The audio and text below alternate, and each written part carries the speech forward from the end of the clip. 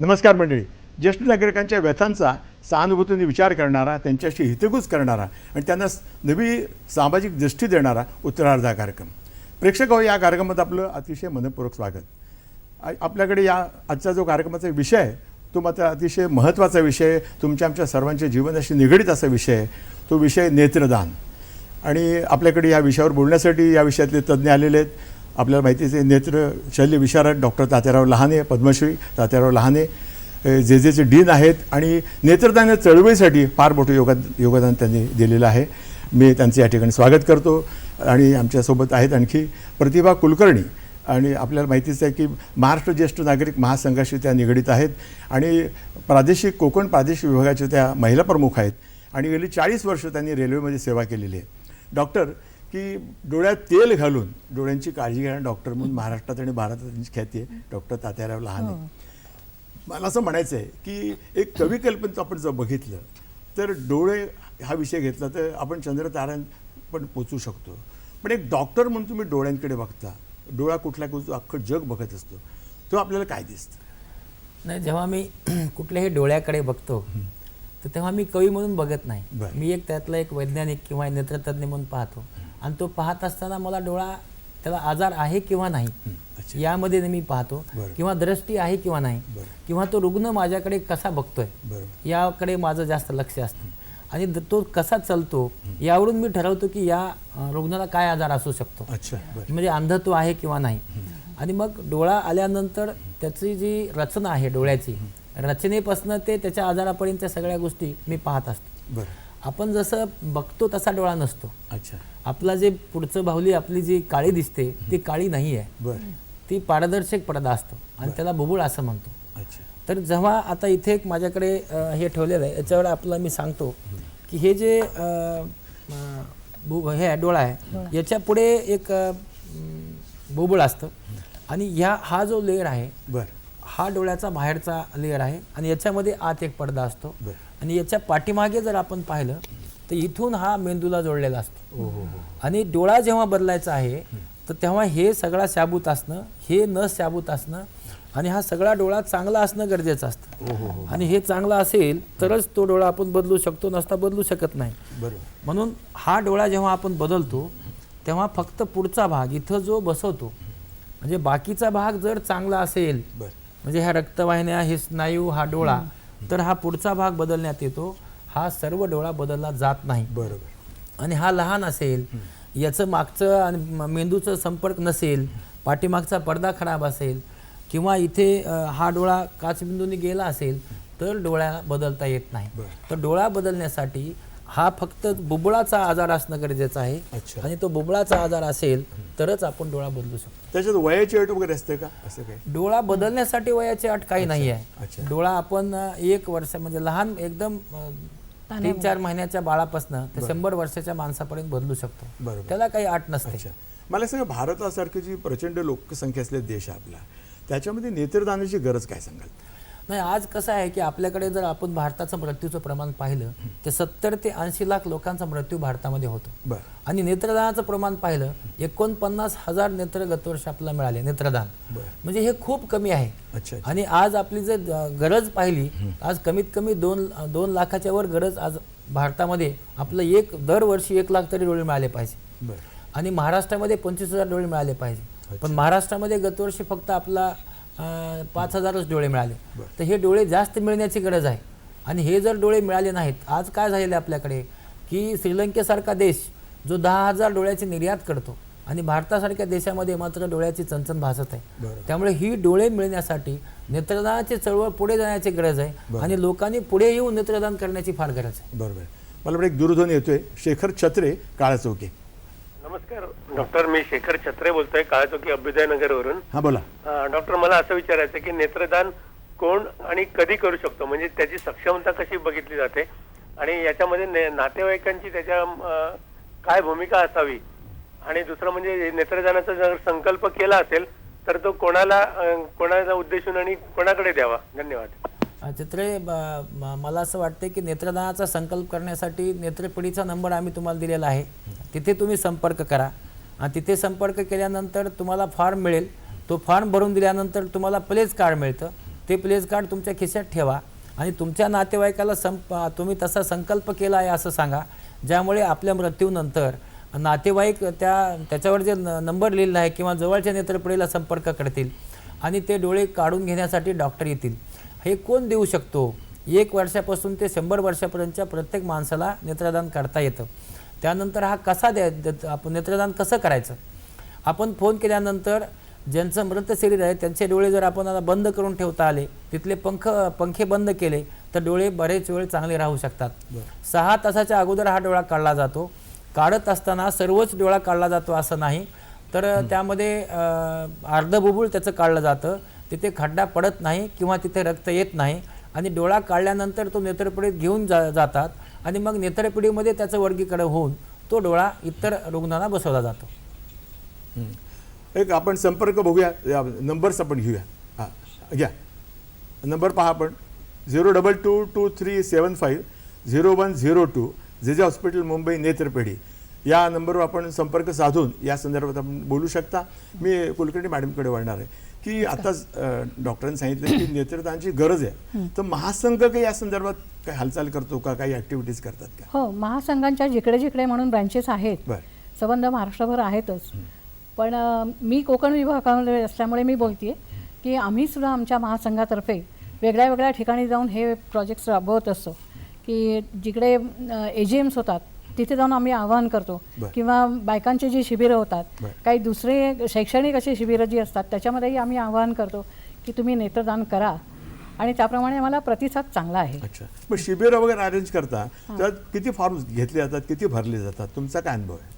नाही, मला असं वाटतं की जवळजवळ 40% तरी लोक येतात, फॉर्म भरतात त्याच्यामध्ये. म्हणजे चांगला प्रतिसाद आहे चांगला लोकांच्याकडून. डॉक्टर मला सांगा, ही नेत्रदानाची कायदेशीर बाजू काय होती? नाही, कायदेशीर बाजू असे आहे की 1994 मध्ये ह्या कायद्याचं दुरुस्तीकरण झालेलं आहे आणि यानुसार नेत्रदान मृत्यूनंतरच करता येतं, जीवनपरी नेत्रदान करता येत नाही, हा कायदा आहे.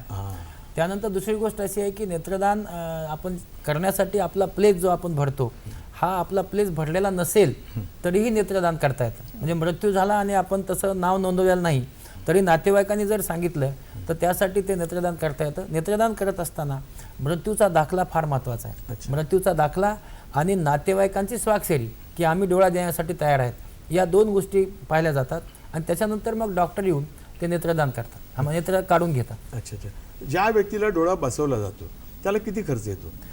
नाही, मुख्यतः नेत्रदान ज्यांनी केलेलं आहे तर त्यांनी मोफत केलेलं आहे, पण डोळ्याचा काहीच खर्च येत नाही.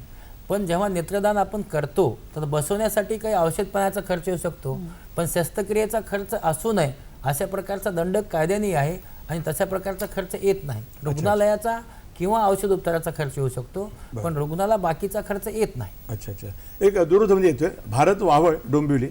हा बोला, भारतजी बोला. नमस्कार. नमस्कार. मी डोंबिवलीहून भारत वावळ बोलतो. हा बोला. मी प्रथम सह्याद्री वाणीला धन्यवाद देतो की त्यांनी उत्तरामध्ये नेत्रदानासारखा अतिशय चांगला विषय निवडला. परत त्यांना धन्यवाद देतो. सर, माझे 2 प्रश्न आहेत. एक पहिला प्रश्न असा की नेत्रदान करायचे असल्यास वयाचं काय बंधन असतं का? आणि त्याबरोबर दुसरा एक प्रश्न असा आहे की समजा मला नेत्रदान करायचं आहे, मी ज्येष्ठ नागरिक आहे, मला नेत्रदान करायचे असते तर कुठल्या फॉर्मॅलिटी करावं लागतात, कुठले फॉर्म भरावे लागतात व कुठे संपर्क करावा लागतो? धन्यवाद. नाही, नेत्रदान करण्यासाठी वयाची अट नाही आहे. 1 वर्षापासून ते 100 वर्षापर्यंत प्रत्येकाला नेत्रदान करता येतं. नेत्रदान करण्यासाठी फॉर्म भरावा लागतो. आपल्या जवळच्या नेत्रपिढीमध्ये तो फॉर्म मिळतो किंवा आम्ही आपला नंबर दिलाच आहे की जे रुग्णालयाची नेत्रपिढी जिचा फोन नंबर आपण पाहतात त्या फोनवर आपण संपर्क साधला तर आपला फॉर्म पाठवला जाईल आणि आपण फॉर्म भरून पाठवल्यानंतर आपला प्लेस कार्ड आम्ही पाठवू आणि ते नेत्रदान होईल.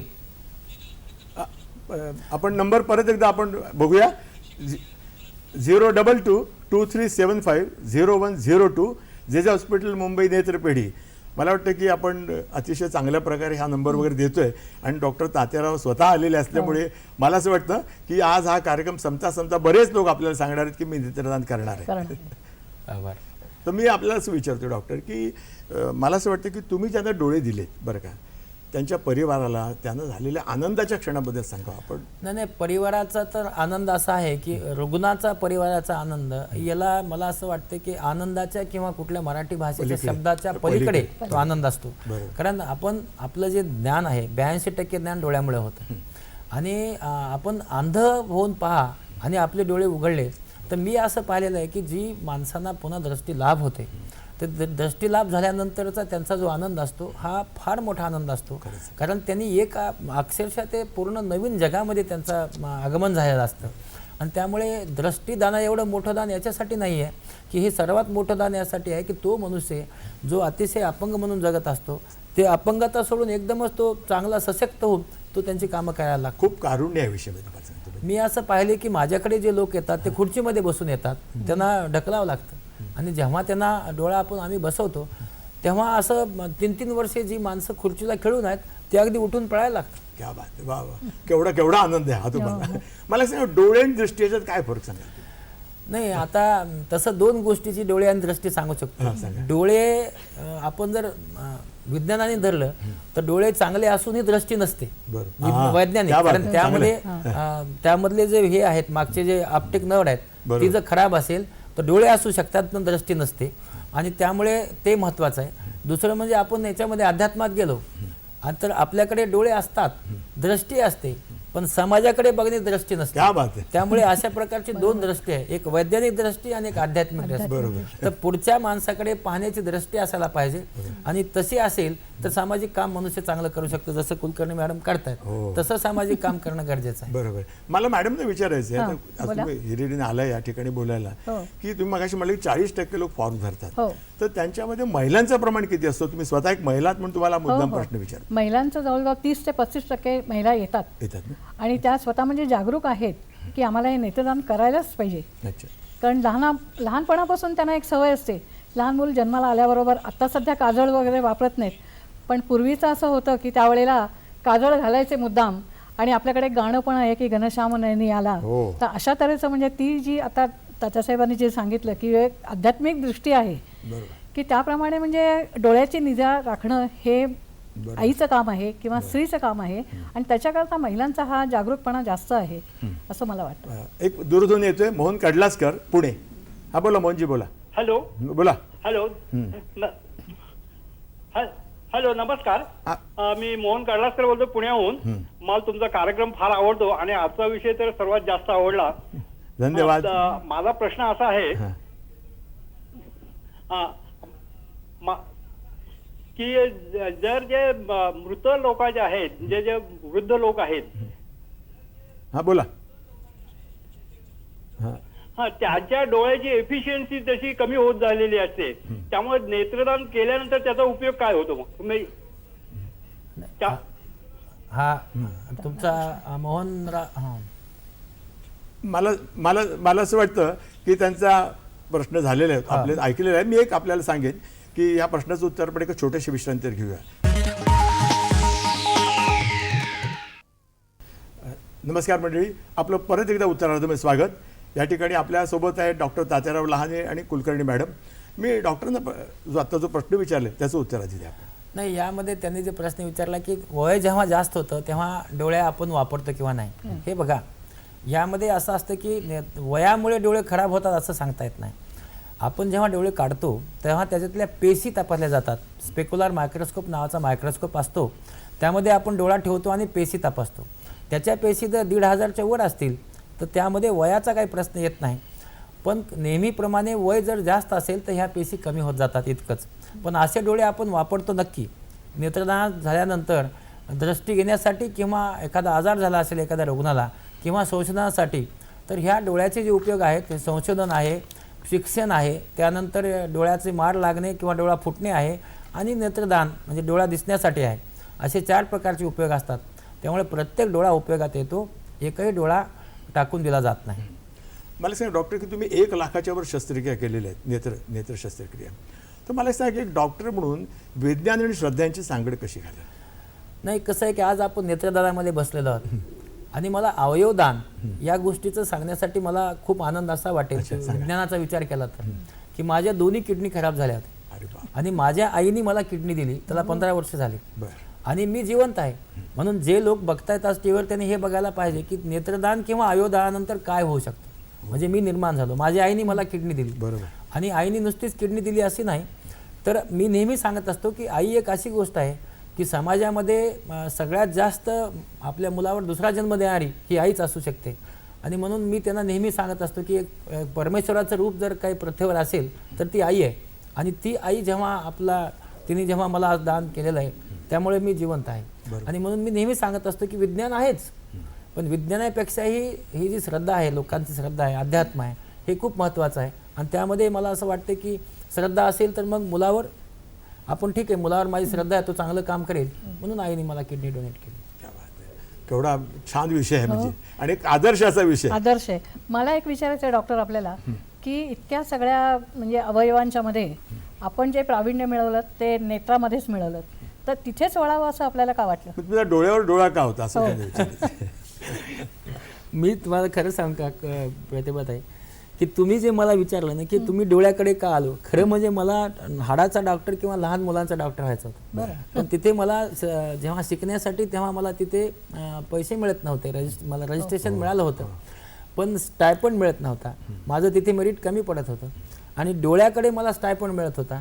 फक्त स्टायपंड मिळतो म्हणून मी डोळ्याकडे आलो. यामध्ये मला डोळ्याचं करावं असं वाटत होतं असं निश्चित नाही, पण डोळ्याकडे आल्यानंतर मात्र आज मी खूप समाधानी आहे की मी दुसऱ्या लोकांना जेव्हा दृष्टी देतो तेव्हा मला खूप आनंद होतो की त्या माणसाला दिसायला लागले. आणि त्यामुळे दृष्टी देत असताना मी त्या विषयाकडे कसाही येऊ पण त्या विषयामध्ये मी फार समाधानी आनंदी आहे. मला असं वाटतं ही विधिलिखित असणार. विधिलिखितच आहे हे, विधिलिखित. कारण बाकी इतर ठिकाणी आपण वळला नाहीत, फक्त डोळ्याकडेच वळलात.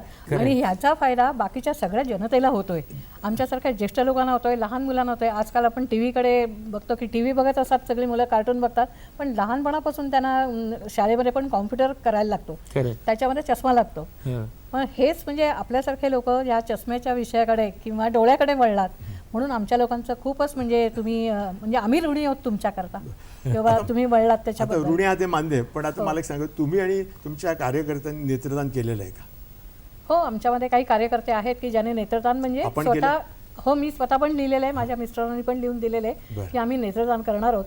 आणि मला असं वाटतं नाहीतरी आपल्याला देवानी जो आपल्याला दिलेला आहे देह, तो त्याचा काहीतरी उपयोग आपण मेल्यानंतरही झाला पाहिजे.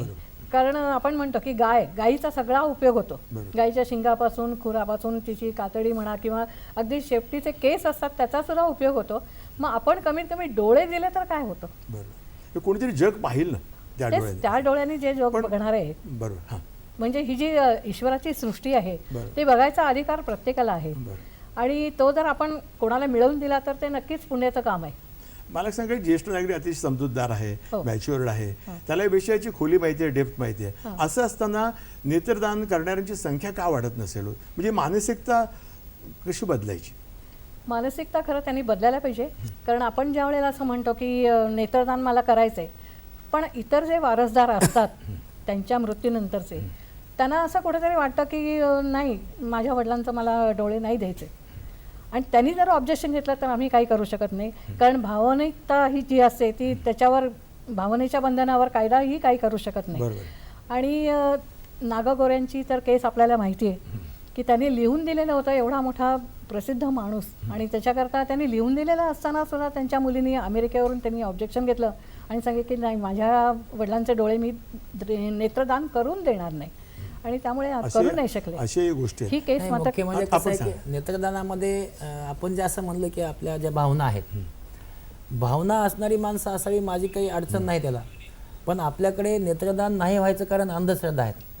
आणि या अंधश्रद्धा इतक्या मोठ्या प्रमाणामध्ये आहेत की प्रत्येकजण असा विचार करतो की हा आपण डोळे दिले तर आपला पुनर्जन्म मिळणार नाही. आता पुनर्जन्म तुम्ही आणि मी पाहिलेला नाही आहे, बरोबर, पण आपण डोळे जेव्हा देतो, हे डोळे आपल्या मृत्यूनंतर ही 30-40 वर्षे या पृथ्वीतलावर राहतात. हा डायरेक्ट वैज्ञानिक पुनर्जन्म आहे, पण तो आपण विचार केला पाहिजे. किंवा बरेच जण सांगतात की असं केलं तर भूताचा जन्म मिळतो. तुम्ही मी भूत पाहिलं नाही, पण ही जी अंधश्रद्धा आहे आपल्याकडे, मला असं वाटतं की आपण महासत्ता आहोत, भारत हा महासत्ता आहे, पण अंधश्रद्धा फार जास्त आहे. त्यामुळे ती अंधश्रद्धा जर कमी झाली तर मला असं वाटतं की डोळे निश्चित मिळतील, नेत्रदान नक्की होईल. आणि आता हळूहळू मी पाहतोय, आता राजकीय पक्ष घ्या, सामाजिक कार्यकर्ते घ्या किंवा असे संघ, उत्तरार्ध संघ घ्या, ही सर्व मंडळी पुढे येऊन सरसावत आहेत. आणि दरवर्षी मला असं वाटतं 50,000 ते 60,000 लोक येऊन फॉर्म भरतायत. आणि मला असं वाटतं की हळूहळू हे नेत्रदान वाढत जाणारच आहे. आणि आपण असं जर सर्वकडे सांगत गेलो, कारण शेवटी नेत्रदानाचा प्रचार व्हायलाच पाहिजे. बरोबर. आणि तो मला असं वाटतं योग्य मार्गाने चाललेला आहे. चाललेलं, बरोबर. एक दूरध्वनी येतोय, नामदेव कुलकर्णी, ठाणे. हा बोला कुलकर्णी साहेब, बोला.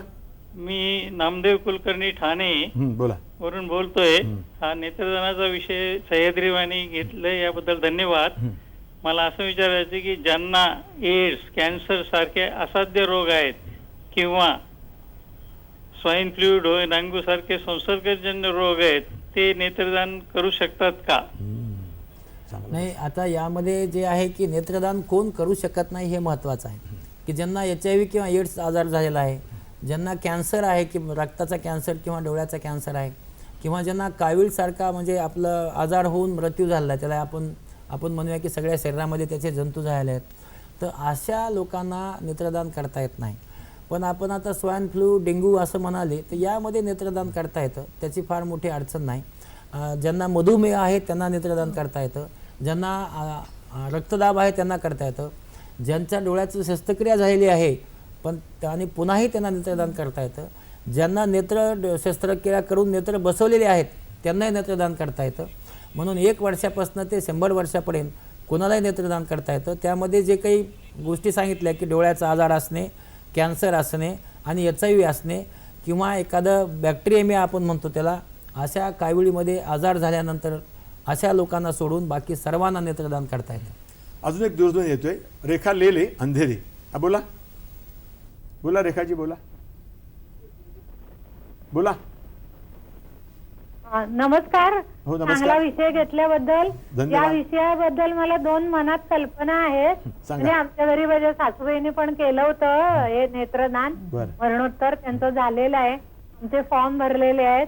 पण मला असं म्हणायचं की ते भरलेला फॉर्म असतो ना, तो ठेवायसाठी एक अशी स्टँडर्ड काहीतरी एक छोटी फ्रेम करावी, डोळ्याच्या छान डोळा असलेली, आणि त्याच्या मागे घालून ठेवावा प्रत्येकाने आपल्या घरी. म्हणजे काय आहे, आजूबाजूला येणाऱ्या जाणाऱ्या लोकांना पण लक्षात राहील की बाबा यांनी भरलेलं आहे. म्हणजे काय, गेलेल्या क्षणी काही वेळा लक्षात येत नाही घरच्या माणसांना. तर आजूबाजूच्या लोकांना एक सुंदर, मला वाटतं छान काही एखादं वाक्य असेल डॉक्टरांचं तर ते, किंवा इव्हन डॉक्टरांचा फोटो दिला तरी आम्हाला सगळ्यांना आवडेल की तो लावायला.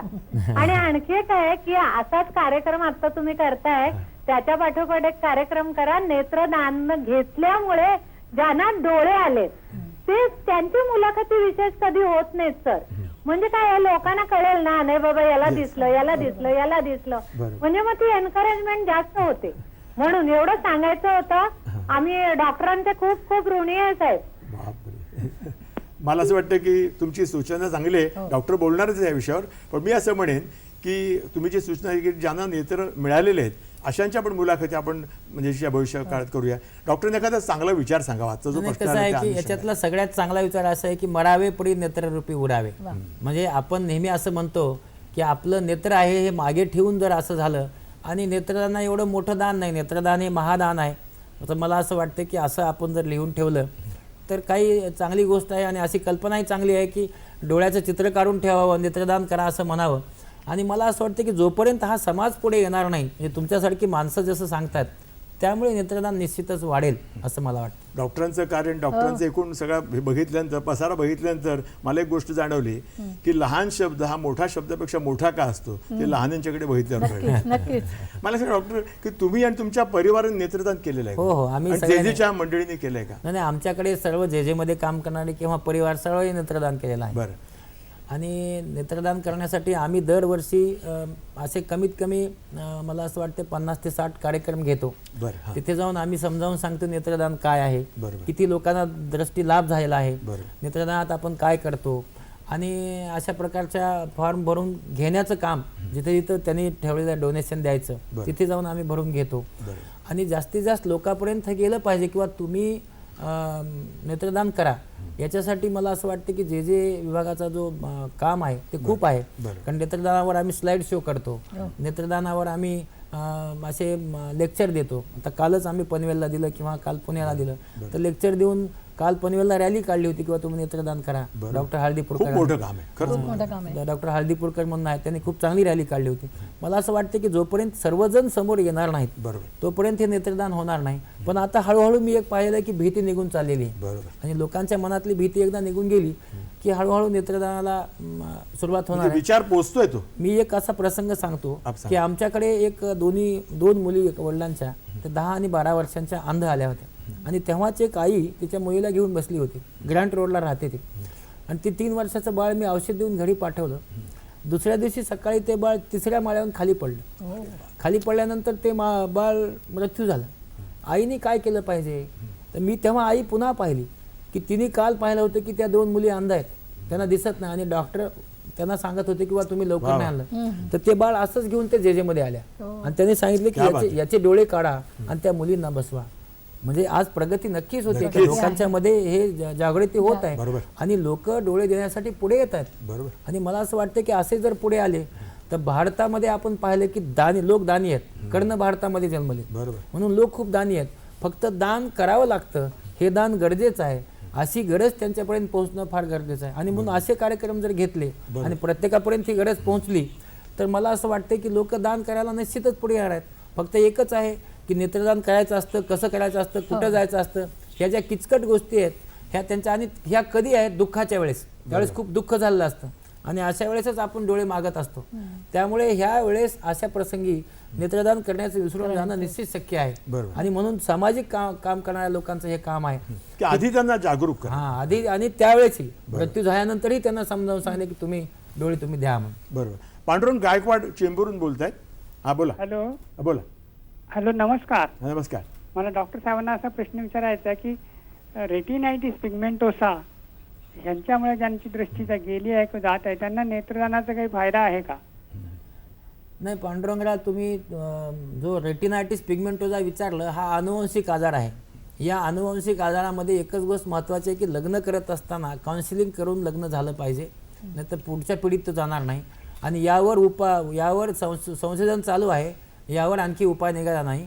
आणि अशा लोकांना नेत्रदान करून त्याचा फायदा होत नाही, कारण यामध्ये रेटिनाचा पडदा खराब झालेला असतो. आणि मी आता सुरुवातीला सांगितलं की फक्त बुबुळ बदलता येतं, डोळा बदलता येत नाही. मला असं वाटतं की चर्चा अतिशय छान चालली. डॉक्टर फार छान बोलतायत, अतिशय चांगले प्रसंग आपल्याला सांगतायत. आपण भेटूया का छोट्याशी विश्रांतीनंतर. नमस्कार मंडळी, परत एकदा आपलं उत्तराचं स्वागत. आपण जी मंडळी उशिरा ज्यांनी कार्यक्रम बघायला सुरुवात केली असेल त्याच्यासाठी मी परत आमचे नंबर सांगतोय, आपण कृपया नोंद करून घ्या. आमचे नंबर आहेत 24908050, 24988050. आणि मुंबई बाहेरच्या प्रेक्षकांनी मात्र आधी 022 लावायचं आहे. तर मी मॅडमना असं विचारेन की आत्ताच अवेअरनेसबद्दल बोलले, जागरूकतेबद्दल बोलले, तर एक महिला म्हणून आपल्याला मला असं विचारावंसं वाटतं, आपण कार्यकर्ता आहात, अतिशय उत्साहाने काम करत असतात महासंघाचं. तर हे ज्या समारंभ असतात, सण समारंभ, हळदी कुंकू आहे, अमुक आहे, तर वनिता मंडळ किंवा वनिता समाज किंवा महिला मंडळ आहेत, त्यांचे दरवाजे का आपण ठोठावत नाही? मी महिलांमध्ये जागृती करण्यासाठी म्हणतो. हो, मला असं वाटतं की आता सार्वजनिक ठिकाणी आमचे मंगळागौरीचे जुने खेळ वगैरे असे दाखवले जातात. त्याच्याकरता काही काही महिला मंडळ स्वतः तयार करतात, अशा 3-4 पार्टीज की वेगवेगळ्या ठिकाणी दाखवतात. म्हणजे आपली संस्कृती जपण्याकरता म्हणून हे खेळ दाखवले जातात. तसंच महिलांची जी शिबिरं भरतात किंवा महिलांची जी स्वतः पुढे होऊन ते प्रदर्शनं वगैरे लावतात, त्या स्टॉलमध्ये किंवा ह्या मंगळागौरीच्या खेळामध्ये, तसंच आपल्या नवरात्रामध्ये अशा तऱ्हेने जर असे काही बोर्ड्स वगैरे लावले की का आपण नेत्रदान करायला पाहिजे आणि कुठे जाऊन करायला पाहिजे, त्याचे नंबर कुठे आहेत, हे सगळं जर केलं तर त्याच्यामध्ये जास्त अवेअरनेस येईल. बरोबर, ताई म्हणतात ते खूप बरोबर आहे. पण आता कालच दहीहंडीचा काला झाला, याच्यामध्ये आपलं चुनाभट्टीचं जे दहीहंडीचे लोक होते किंवा डबेवाले होते मुंबईचे, तर त्यांनी अगदी उत्सव साजरा केला की तुम्ही नेत्रदान करा. किंवा जे नेत्रपिढी होती त्या आपलं जे लोक होते त्यांनी देखील नेत्रदान करा म्हणून सांगितलं. किंवा आमदार राम कदम साहेब आपले घाटकोपरला, त्यांनी नेत्रदानाचे जवळपास 25,000 फॉर्म भरून घेतले. मला असं वाटतं की भारतामध्ये जे सण आहेत, उत्सव आहेत, या उत्सवाचा फायदा सामाजिक कामासाठी आपण करून घेणं गरजेचं आहे. बरोबर. आणि तसं जर झाला तर हळूहळू लोक निश्चितच पुढे येणार आहेत. बरोबर. आणि ते जर पुढे आले तर नेत्रदान वाढणार आहे. आणि ते पुढे येत चाललेले आहेत. असं कोणी मी आतापर्यंत पाहिलं की नेत्रदान नको असं कोणी म्हणत नाही, फक्त त्यांना माहिती नसते. आणि म्हणून माहिती देण्यासाठी आपण शासनही कटिबद्ध आहे. आपण पाहिलं की शासनही तसे ॲडव्हर्टाईज करतं किंवा शासन 15 वाडा चालवतं. नेत्रदान का महत्त्वाचं आहे? तुम्ही पहा, कुठलाही कार्यक्रम असू दे तो 1 दिवसाचा असतो. आपण काय करतो किंवा स्त्रीचा दिवस आहे, पुरुषाचा दिवस आहे, लहान मुलाचा दिवस आहे, WHOचा कुठलाही दिवस आपण 1 दिवस साजरा करतो. पण नेत्रदान आपण काय करतो? 15 वाडा साजरा करतो. कारण का 15 दिवस नेत्रदान आपण का म्हणतो?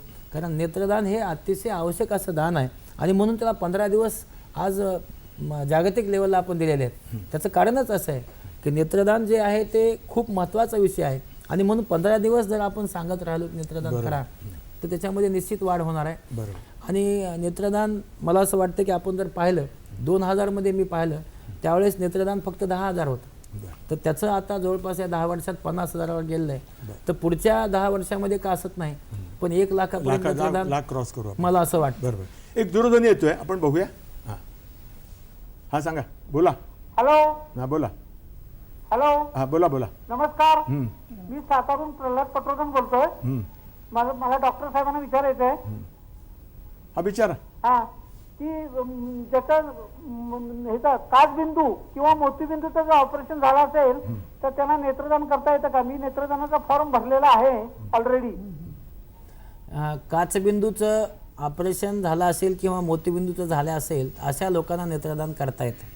काचबिंदूमध्ये एकच गोष्ट अशी आहे की जर काचबिंदू पुढे फार जास्त झाला असेल आणि त्याच्यात बुबुळ खराब झाला असेल तर याच्या नेत्रदानाचा उपयोग होत नाही.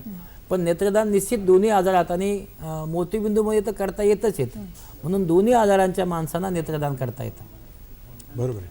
मला सांगा की आपण जे मगाशी म्हटलात की चळवळ पोचते आता, बरं का, तर तुम्ही आणखी काय करावं असं वाटतं तुम्हाला, म्हणजे ज्येष्ठ नागरिक महासंघाच्या माध्यमातून या संदर्भामध्ये? की अशी जी आपण आता स्पोर्ट्सकडे वळूया की स्पोर्ट्स करता आपण बऱ्याच लोकांच्या मधून म्हणजे सगळ्या संघातून कधी कधी स्पोर्ट्स घेतो किंवा काय, पण जसे मैदानी खेळ आहेत त्यावेळेला सुद्धा मला असं वाटतं डॉक्टर साहेब आपणही सहभागी व्हाल की क्रिकेटचे बॉल लागतात डोळ्याला आणि त्यावेळेला ज्या वेळेला इजा होते अशा लोकांचं काही काही वेळेला म्हणजे जन्मभराचं नुकसान होतं. मला असं वाटतं की ताई खूपच चांगलं सांगतात. मी असं नेहमीच म्हणत असतो की आपण जेव्हा आजाराचा विचार करतो, डोळ्याचे आजार असू शकतात पण क्रिकेट हा एक डोळ्याचा आजार आहे. म्हणजे आपण जर विचार केला की 100 डोळ्यांना मार लागला तर त्याच्यामध्ये 48 डोळ्यांना क्रिकेटमुळे मार लागतो. आणि नुसताच मार लागतो नाही तर बुबुळ पांढरं होणे किंवा त्यानंतर बुबुळ फुटणे, पाठीमागचा पडदा खराब होणे. तसं ताई मला असं वाटते की हे जे खेळ आहेत किंवा अगोदर तो बाण निघाला होता तर तो रामायण चालू असतानाचा बाण, तर या सगळ्या गोष्टी करण्यासाठी आपली हरकत नाही आहे. पण एवढं निश्चित आहे की आपला जो डोळा आहे हा फार महत्त्वाचा अवयव आहे आणि हे सांभाळून पुढे गेलं पाहिजे. म्हणून खेळ खेळत असताना निश्चित खेळ खेळावेत, पण त्या खेळामुळे मला असं वाटतं की डोळा जाऊ नये. आयुष्याचा खेळखंडोबा होऊ नये, खेळात हरकत नाही. मला ह्याच्यामध्ये असं वाटतंय की सचिन तेंडुलकरला आवाहन करावं. अच्छा, की सांगा. तुम्ही जे क्रिकेट खेळता, संबंध जगभर क्रिकेट हा सगळ्यात म्हणजे आवडता गेम आहे. तर तसं असताना ह्याच्यातले लोक पुढे काय येत नाहीत की नेत्रदान करा. बाकीच्या रॅलीज तुम्ही काढता किंवा त्याच्यामध्ये सहभागी होता, पण नेत्रदानाकरता तुम्ही यायला पाहिजे पुढे. कारण आता नवीन एक सुरुवात झाली आहे की दहीहंडीच्या निमित्ताने आपली ही जी नट मंडळी वगैरे सगळे आहेत ते पुढे आले आणि त्यांनी एवढाले फॉर्म्स वगैरे भरून घेतले. म्हणजे खरोखर हा स्तुत्य उपक्रम आहे. तर तसाच मला एक सचिनला सांगायचे की तू आता विंग कमांडरच्या तुला पोस्ट ही मिळालेली आहे तर तू ह्याच्यामध्ये पण काहीतरी कर आणि लोकांचे आणखीन आशीर्वाद घे. लोकांच्या शुभेच्छा तुझ्या मागे जरूर आहेत. तर ह्याच्याबद्दल त्यांनी काहीतरी करावं असं मला वाटतं. मला वाटतं तात्याराव जास्त चांगलं माहिती. नाही कसं आहे की सचिन तेंडुलकर साहेब फॉर्म भरतील की अडचण नाही, कारण त्यांची पत्नी डॉक्टर आहे आणि त्या जेजेच्याच आहेत. ते आमचे जवळ आहेत, त्यांना आम्ही सांगितलं तर ते फॉर्म भरतील. आणि ते कसं आहे की सामाजिक काम करण्याचा त्यांचा पिंड आहे आणि त्यांना जर आपण सांगितलं की तुम्ही या तर ते कुठलंही सगळं काम सोडून येतील. पण कसं आहे की आपण ज्यांना म्हणजे नेत्रदान करून घ्यायचंय यांनी त्यांच्यापर्यंत पोहोचलं पाहिजे. जसं आता ऐश्वर्या रायजींनी केलं किंवा अमिताभ बच्चनजींनी आपल्याला मदत केली किंवा नाना पाटेकरांनी सांगितलं की जाहीर केलं. तर ही सगळी माणसं अशी असतात सेलिब्रिटी की यांना समाजासाठी करायचं असतं. त्यांच्याकडे काय कमी असतं तो वेळ आणि त्यांना ही माहिती नसते. पण त्यांच्याजवळ आपण जर माहिती दिली ते करणार, मला असं वाटतं की निश्चितच करणार आहे ते. कारण आता एक महत्त्वाचा मला प्रश्न आपल्याला विचारायचा आहे की आपण नेत्रदान करा वगैरेचं आवाहन करतोय, पण नेत्रदान करायला उत्सुक असलेला किंवा येणारा जो माणूस आहे आपल्याकडे जे मध्ये त्याचं स्वागत होतं का अडचणीची शर्यती प्रोसिजरची एक अडचणीची शर्यत असते? कसं आहे की याच्यामध्ये कसं आहे की त्यामुळे 294चा जो कायदा केला त्यामध्ये सगळे सरळ केलं आहे. आपला एकच फॉर्म दिला जातो त्यामध्ये आपला फक्त नाव आणि पत्ता फोन नंबर द्यायचा. बाकी तुम्हाला फोटो द्यायचा नाही, पास द्यायचं नाही, तुमचं डोमिसाईल द्यायचं नाही. म्हणजे ज्या काही अडथळ्याच्या शर्यती आहेत त्या काही नाही आहेत. तर त्यामध्ये फक्त तुम्हाला फॉर्म भरायचा आणि तो द्यायचा आहे आणि तो फॉर्म दिल्यानंतर तुम्हाला प्लेज येतो, तो तुम्ही पोस्टाने घेऊन जाऊ शकता का घेऊन जाऊ शकता. इतकंच केलंच पाहिजे असा नियम नाही. आता हे काय केलं जातं याच्यामुळे नेत्रदानाचा प्रचार होतो किंवा नेत्रदान मी केलेलं आहे. पण तसं न करताही नेत्रदान करता येतं. समजा मृत्यू झाला आणि नातेवाईकांनी सांगितलं की तुम्ही या आणि माझ्या म्हणजे नातेवाईकाचे डोळे काढून घ्या, तर त्यांचा फॉर्म भरलेला नसेल तरीही नेत्रदान करता येतं. त्यामुळे यामध्ये कुठलीही अडथळ्याची शर्यत राहिलेली नाही आहे. फक्त एकच की कधी कधी माझ्याकडे जेव्हा लोक येतात, जसं मी तुम्हाला सांगितले की आई आहे ती म्हणते किंवा माझा डोळा काढून मुलाला बसवा, तसा नियम नाही आहे. म्हणजे जिवंतपणे नेत्रदान करता येत नाही, ते मृत्यूनंतरच करता येतं. बरोबर. एक दूरध्वनी येतोय, आपण पाहूया. हॅलो, बोला. मला विचारायचंय की डॉक्टर लहानेंना विचारायचंय. हा, विचारा. हा, हॅलो, मला डॉक्टर लहानेंना विचारायचंय की मी रत्नागिरीला राहते आणि मला जर नेत्रदान करायचं असेल तर मी काय करू शकते? चांगली गोष्ट आहे. हा, तुम्ही खूप, माझी हीच नेहमीची इच्छा आहे की ग्रामीण भागात नेत्रदान झालं पाहिजे. जर हे ग्रामीण भागामध्ये नेत्रदान केलं तर मला असं वाटतं की भारत हा ग्रामीण भागामध्ये जास्त आहे. आणि तुम्ही विचारले की आपण आता रत्नागिरीला सिव्हिल हॉस्पिटल आहे, तर रत्नागिरीच्या सिव्हिल हॉस्पिटलमध्ये आता नेत्र बँक आहे, नेत्रपिढी निर्माण झालेली आहे. सगळ्या म्हणजे प्रत्येक जिल्ह्यामध्ये आता आपण नेत्रपिढी आता काढलेली आहे. म्हणून आपण जिल्ह्याच्या ठिकाणी जर संपर्क केला तर तिथले सिव्हिल सर्जन आणि डोळ्याचे डॉक्टर हे त्या नेत्रपिढीमध्ये आपले डोळे काढून घेऊ शकतात आणि ते डोळे तिथं बसले नाहीत तर जवळच्या नेत्रपिढीला ते पाठवतात. म्हणून भारतामध्ये, आपलं महाराष्ट्रामध्ये आणि भारतामध्ये प्रत्येक जिल्ह्याच्या ठिकाणी आता हे नेत्रदानाचं जाळं पसरत आहे आणि आपल्या नेत्रपिढी आज निर्माण होत आहेत. त्यामुळे तुम्हाला नेत्रदान करता येईल. याचे संपर्कासाठी एक नंबर आपण लिहून घ्या, 1919. या नंबरवर आपण जर संपर्क साधला तर नेत्रदान संदर्भात आपल्याला माहिती मिळू शकेल, पुढच्या संदर्भ आपल्याला मिळू शकतील. डॉक्टर, मला एक सांगा की श्रीलंकेमध्ये मरणोत्तर नेत्रदानाचा कायदा आहे आणि महाराष्ट्रात किंवा भारतात तो व्हाव्यासाठी आपण नेहमी प्रयत्नशील आहात, तर त्या संदर्भात आम्हाला सांगा. नाही, श्रीलंकेमध्ये जो कायदा आहे ना, तो कायदा कसा आहे की ज्याचा मृत्यू होतो त्याचे डोळे शासनाचे, म्हणजे तो पूर्ण राष्ट्रासाठी केले जातात. बरोबर. आणि त्यामुळे ते डोळे काढून राष्ट्राची संपत्ती म्हणून ते वापरतात. बरोबर. भारतामध्ये कसं आहे की भारतामध्ये अशा प्रकारचे कायदे नाही आहेत. पण मी जो नेहमी प्रयत्न करतो तो असा आहे की आपल्याकडे ॲक्सिडेंटचं मृत्यूचं प्रमाण खूप आहे आणि ॲक्सिडेंट होतात ते कमी वयात होतात. बरोबर. तर अशा लोकांचे जर डोळे काढण्यासाठी आपण ॲक्सिडेंट झाल्यानंतर पोस्टमॉर्टम करतो, त्यामध्ये सगळं काढून घेतो आपण, पण डोळ्यासाठी तसा कायदा नाही आहे. आणि म्हणून तो डोळे काढण्याचा कायदा त्याच्यात जर घातला ॲक्सिडेंटमध्ये झालेल्या मृत्यूचे डोळे काढता आले तर तो फायदा होणार आहे. आणखी एक माझी सूचना होती, जी आता सूचना आपण घेतलेली आहे की आपण जेव्हा मृत्यूचं प्रमाणपत्र भरतो तर त्याच्यावर आपण लिहितो की हां ठीक आहे, तुम्हाला काय देहदान करायचं आहे का, काही करायचं आहे का, पण नेत्रदान करायचं आहे का असं विचारणारं त्यात मृत्यूच्या फॉर्मवर नव्हतं. आता मात्र शासनाने ते त्याच्यात जोडलेलं आहे. किंवा तुमच्या नातेवाईकाला ते विचारतात की तुम्हाला मृत्यूनंतर नेत्रदान करायचं आहे का. आणि म्हणून मला असं वाटतं की हळूहळू जसं विचारल्यानंतर ते सुरू होणार आहे आणि लोक मग निश्चित म्हणतील आम्हाला द्यायचं म्हणून, पण त्यांना विचारलंच नाही तर ते देणार नाहीत. म्हणून आता विचारण्याला सुरुवात झालेली आहे. शासनाकडूनही मला असं वाटतं यासाठी खूप मोठे प्रयत्न झालेले आहेत की ज्यामुळे हे नेत्रदान पुढे चाललेलं आहे.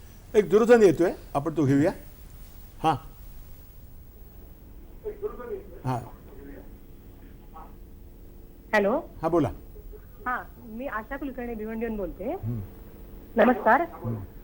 हा, भिवंडीहून मी बोलते. डॉक्टर, मला आपला प्रश्न असा विचारायचा आहे की मला ओल्ड आयरायटिस म्हणून जो डोळ्याचा रोग आहे तो झालेला आहे आणि मी बऱ्याच ठिकाणी उपचार केले, माझी नेत्रदान करण्याची इच्छा आहे, तर तो आजार बरा होऊन मी नेत्रदान करू शकते का? हे बघा, ओल्ड आयरायटिस जो आजार आहे तो शरीरामध्ये एखादा कुठला तरी आपल्या जॉईंट पेन किंवा कुठला तरी असा आजार असल्यानंतर होतो. हा आजार नेहमी होत असतो, हा कायमचा बरा होत नाही. त्यासाठी तुम्हाला कारण सापडलं तर ते नीट करता येतं. पण अशा आजारामध्ये आपले जे बुबुळ आहेत ते चांगले राहतात, त्यामुळे तुम्हाला नेत्रदान निश्चित करता येईल, कारण बुबुळं त्यामध्ये खराब होत नाहीत. तर आपण नेत्रदानाचा फॉर्म भरला असेल, आपलं नेत्रदान करता येईल. मॅडम, मला विचारायचं की ज्यांना डोळ्यांचं दान हवंय अशी मंडळी येतात किंवा महासंघाकडे? हो, आपल्याकडे म्हणजे जी लहान मुलं असतात ज्यांना अंधत्व आहे किंवा काही मार वगैरे लागले त्याच्यानंतर जे अंधत्व आलेले आहे किंवा काही आजारपणामुळे पण काही वेळेला असं टेम्पररी असं वाटतं की ह्याचा डोळ्याचा नंबर नाही आहे किंवा त्याला लांबचं दिसत नाही, अशा लोकांचे पण आम्हाला विचारणा होते की तुम्ही आम्हाला काय मदत करू शकता. तर जवळच्या नेत्रपेढीमध्ये जाणं हे योग्य आहे आणि तिथे जाऊन उपचार करण्याकरता, म्हणजे हे नेत्रदान त्यांच्याकडून घेण्याकरता म्हणून आपण तिथे नंबर लावू शकतो. आणि असे बरेच लोक आहेत, त्यांचं यादी आहे मोठी, डॉक्टरांना माहिती असेल की वेटिंग लिस्ट आहे ही, की तुम्ही डोळे काढून द्यायचे आणि मग ते करायचं. आणि एक आहे की ह्याला मात्र डोळे आपण ज्याला बसवतो त्याला कुठलाही लिंग, धर्म, जात ह्याचा आडपडदा नाही आहे. बरोबर. आणि बाकीच्या दुसऱ्या ह्याच्यामध्ये आता किडनी डॉक्टर साहेबांनी सांगितलं किंवा आपल्याला ब्लड डोनेशन करायचे, त्यावेळेला त्याच ग्रुपला तुमचं मॅच होतं, पण इतरांना नाही. तसं डोळ्याचं नाही आहे. तुम्ही डोळे कोणाचंही कोणाला बसवू शकता, पण फक्त म्हणजे तेवढ्या करतात ते लायक असले पाहिजेत. बरोबर. ते यांचे डोळे आणि मी डॉक्टरांना असं विचारेन की तुम्ही शेकडो शिबिर घेतले महाराष्ट्रामध्ये इकडे, तर मला एक सांगा की बाबा आमट्यांच्या आनंद मनातला एखादा चांगला अनुभव सांगा. नाही, मी गेली 10 वर्षे बाबांच्याकडे जाऊन बाबा आमट्याच्याकडे जाऊन शिबिरे घेतो. या शिबिरामध्ये मी जायचं कारण असं होतं की तिथे सर्व कुष्ठरोगी राहतात. कुष्ठरोग्यामध्ये जेव्हा आपण शस्त्रक्रिया करतो तर त्याच्यानंतर 35% गुंते निर्माण होतात आणि त्यानंतर मग डोळे जाण्याची शक्यता 35% लोकांमध्ये असते. अच्छा. तर तिथे डॉक्टर पोळ म्हणून आहेत, त्यांच्या मदतीने आणि विकास भाऊच्या मदतीने आम्ही एक प्रोजेक्ट राबवला आणि त्या प्रोजेक्टमध्ये आम्ही 1401 रुग्णांचे ऑपरेशन केले आणि त्यामध्ये एक डोळा 1 महिन्यानंतर खराब झाला, बाकी एकही डोळा गेला नाही. अच्छा. त्याच्यासाठी जो एक प्रोजेक्ट आहे त्यामध्ये मला असं वाटतं की ह्या सर्व कुष्ठरोगी लोकांना आता दृष्टी आहे, अतिशय चांगली दृष्टी आहे आणि ते तिथं शेती करतात, त्यांचे कामं करतात आणि मला असं वाटतं की त्यांना हातं नाहीत आणि काही नाही आहे पण तरीही त्यांना दृष्टी आहे. तर हा जो एक प्रोजेक्ट आहे तिथं आम्ही राबवला. तर सुरुवातीच्या काळामध्ये साधी माणसं तिथे यायची नाहीत. अच्छा. कारण कुष्ठरोग्यांची शस्त्रक्रिया आहे. बरोबर. पण जेव्हा आम्ही हे चांगलं करायला लागलो तेव्हा आज तिथे 15,000 लोकांचा मेळा लागतो. इतके लोक, साधे लोक येतात आणि कुष्ठरोग्यांच्या बरोबर राहतात. मला असं वाटतं की सामाजिक अभिसरणाची एक अतिशय चांगली गोष्ट तिथे घडलेली आहे आणि मला असं वाटतं की बाबांचं काम जे आहे तर हे काम पाहिल्याशिवाय कळू शकत नाही. एवढं मोठा कामाचा डोंगर मला असं वाटतं की कुणी करणं शक्य नाही. तर आम्ही जेव्हा असं सामाजिक काम केलं असं वाटायचं आणि बाबांना पाहिल्यास असं वाटतं की त्यांच्या पायाच्या धुळी एवढं देखील आमचं काम नाही. इतकं मोठं काम बाबा आता तिथं करतायत आणि त्यांच्याबरोबरच विकास आहे किंवा प्रकाश आहे, आता कौस्तुभ आहे, ही मंडळी खूप चांगलं काम करतायत. आज म्हणजे महारोग्यांच्या किंवा कुष्ठरोग्यांच्या डोळ्यातले अश्रू पुसण्याचं काम किंवा अपंग आहेत, इतके लोक अपंग तिथे आहेत, त्या सगळ्या अपंगाला हे करण्याचं किंवा आदिवासीला मदत करण्याचं काम ते करतात. मला असं वाटतं की याचा थोडासा वासा घेऊन प्रत्येक माणसाने थोडंफार सामाजिक काम केलं पाहिजे. बरोबर. आत्ताच बाबा आमटेंचा संदर्भ निघाला, मी म्हणेन डॉक्टरना की बाबा आमटे काय, आपण जी झपाटलेली माणसं, अशीच माणसं इतिहास घडवू शकतात. भेटूया एका छोट्याशी विश्रांतीनंतर. की डॉक्टर मला सांगा की बेसिकली की नेत्रदान करणाऱ्यांची संख्या आपण आता वाढवण्याचा प्रयत्न चालला आणि आपल्याला त्याचा चांगला रिस्पॉन्स पण मिळतो. पण मला सांगा तुमच्याकडे पण जाईन मी की मग तुमची घरची मंडळी किंवा ही जी मंडळी आहेत म्हणजे संबंधित मंडळी, त्यांचा रिस्पॉन्स कसा असतो? नाही, मला तरी माझ्या घरून चांगला रिस्पॉन्स आहे. मुख्य माझ्या मिस्टरांचा जास्त म्हणजे पाठिंबा आहे की नाही तू हे कार्य कर. आणि इतर मंडळी आजूबाजूची किंवा माझ्या महासंघातले जे माझे सहकार्य आहेत सगळे आहेत, त्या सगळ्यांची चांगली म्हणजे मला एक प्रोत्साहन देण्याची वृत्ती आहे. आणि ह्याच्यामध्ये मला असं वाटतं की फक्त शहरामधूनच मला हा रिस्पॉन्स नको आहे, तर मला असं वाटतं की हे जे शहरी माणसं किंवा खेडेगावातली आणि त्याच्यापेक्षाही तळागाळातली म्हणजे हे जे आपले अगदी त्याच्यापेक्षा खालचे जे कातकरी वगैरे हे जे असतात की त्यांच्यापर्यंत आपण पोहोचूच शकत नाही. पण अशा ठिकाणी जाऊन जर आम्ही काही केलं बायकांच्या करता तर ते जास्त म्हणजे आपल्याला फायद्याचं आपल्याला पण आहे आणि त्यांनाही आहे. तर त्या दृष्टीने आम्ही काहीतरी प्रयत्न करायला हवेत की तळागाळातल्या लोकांना पण आम्ही याचा फायदा दिला पाहिजे. बरोबर. नाही, मला असं वाटतं की डॉक्टरांना ते कळावं रिझन, म्हणून मी आपल्याला मुद्दा एक प्रश्न विचारतो की नेत्रदान नको असं म्हणणाऱ्यांची काय मानसिकता असते? म्हणजे तेच एक तर अंधश्रद्धा की देवानी जो आम्हाला असा देह दिलेला आहे तो त्याला तसाच परत करावा आणि त्याच्यातले काही अवयव वगैरे काढून घेऊ नये असं त्यांचं असतं. पुष्कळ लोकांचं असं आहे की नाही आपल्याला तो आहे तसाच देह तिकडे जाळला पाहिजे किंवा पुरला पाहिजे जे असेल ते. पण प्रत्येक धर्मामध्ये जर सांगितलं तर त्यांनी हेच सांगितलेलं आहे कुठल्याही धर्मामध्ये की तुम्ही नेत्रदान करायला हरकत नाही. आणि आता याचा प्रचार जास्त व्हायला लागलेला आहे. पण तरीसुद्धा ही मानसिकता जात नाही आहे, कारण इतर वारसदार किंवा त्यांचे जे कुटुंबीय आहेत ना तेच नको म्हणतात की नाही त्यांनी भलं लिहून दिलं असेल पण आम्हाला नाही करायचं तसं. पण ह्याच्या उलट असं पण आहे की काही जण आपणहून पुढे येतात की त्यांनी केलेलं नाही रजिस्ट्रेशन की आमचे डोळे नेत्रदान करा किंवा काय, पण त्याच्याकरता नसलं तरी आम्ही वारसदार आहोत, आम्ही त्यांना म्हणजे तुम्हाला मदत करतो की तुम्ही त्यांचे नेत्रदान घ्यावं म्हणून. नाही, मला असं वाटतं की हे खूप नेत्रदानाची जी अडचण आहे की असं जसं अंधश्रद्धा सांगितल्या, मी नेहमी पुढच्या लोकांना असा एक प्रश्न विचारत असतो की मृत्यूनंतर आपण पहिलं काम काय करतो. समजा एका मनुष्य मृत्यू झाला, आपण त्याचे डोळे बंद करतो. का करतो आपण? म्हणजे आपण जर त्याचे डोळे बंद करत असतो ते का करतो? ते डोळे चांगले राहे म्हणून. मग ते चांगले का ठेवायचे? ते चांगले यासाठी ठेवायचे की ते आपला पुन्हा कुणाला तरी द्यायचे आहेत. आणि म्हणून आपल्याकडे जी श्रद्धा आहे की डोळे जपून ठेवायचे, तर त्याच्यात फक्त एवढंच राहिले त्या आपल्या अध्यात्मामध्ये की काढून द्यायचे. आणि काढून देण्यासाठी आपण ते डोळे जपतो. कारण डोळे बंद करणे म्हणजे डोळ्याची पारदर्शकता आपण टिकवतो. आणि ती पारदर्शकता जर टिकवली तर मी नेहमी सांगत असतो डोळे बंद करा, पण ते ऑटोमॅटिक होतात. शक्य झाला तर पंखा बंद करा, आणि शक्य झालं तर त्यावर बर्फाचा तुकडा ठेवा, ज्यामुळे आपण डोळे देणारच आहोत, पण दानही चांगलं असावं. आणि ते डोळे चांगले असतील तर पुढच्या माणसाचे ते कामी येतील, आणि ते कामी आल्यानंतर त्या माणसाला दिसायला लागेल. बरेच जण मला विचारते शस्त्रक्रिया काय असते.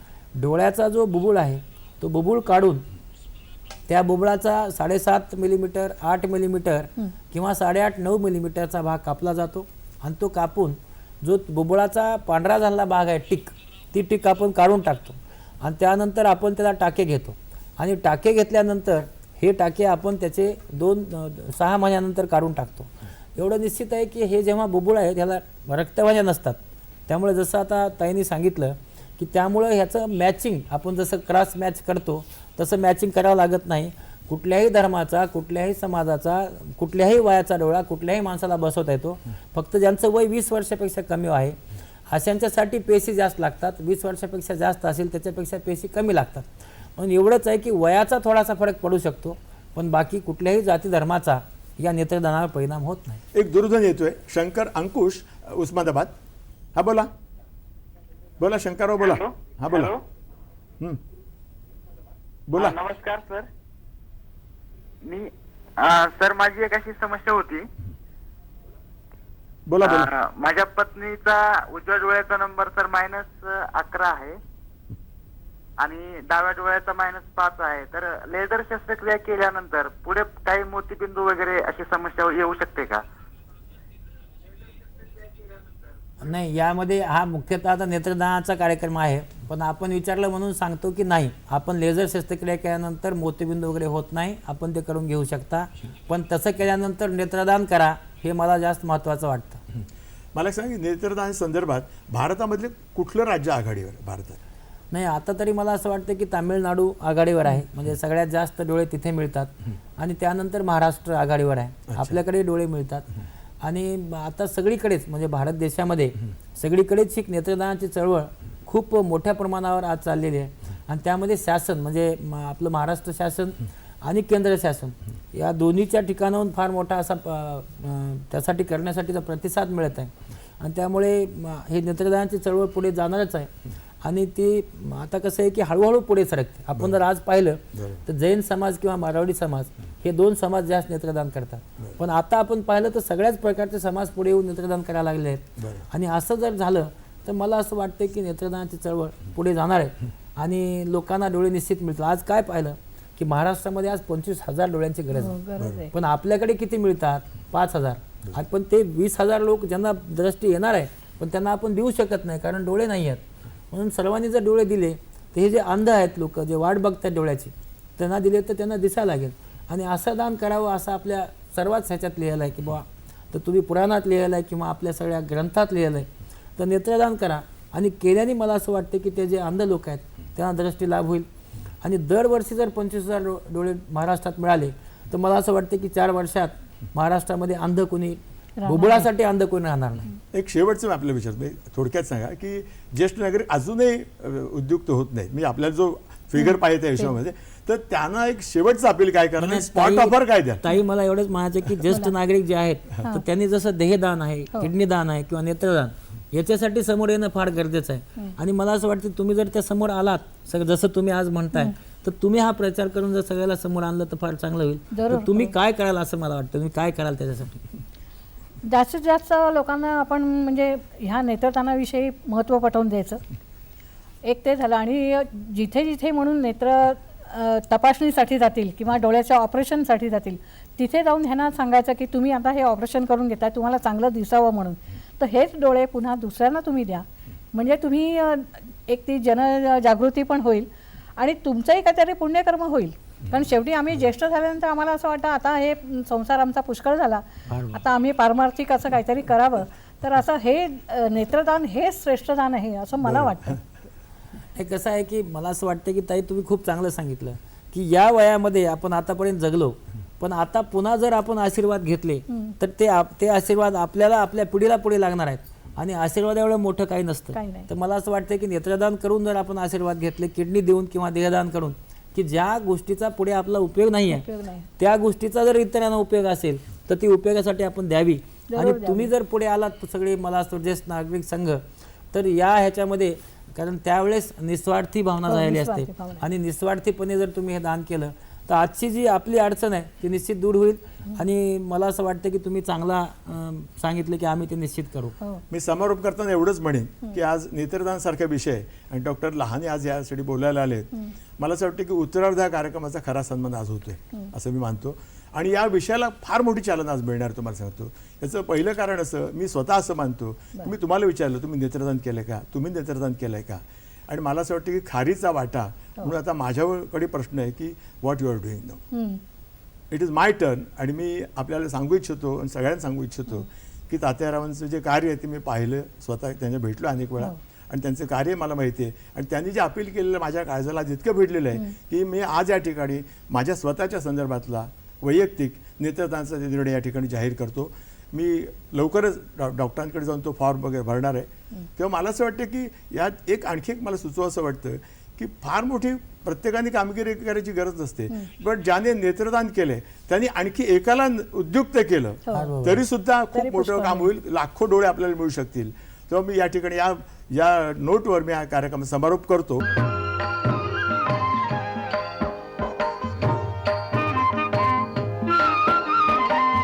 उजेडात होते पुण्य, अंधारात पाप, ज्याचे त्याचे हाती आहे कर्तव्याचे माप.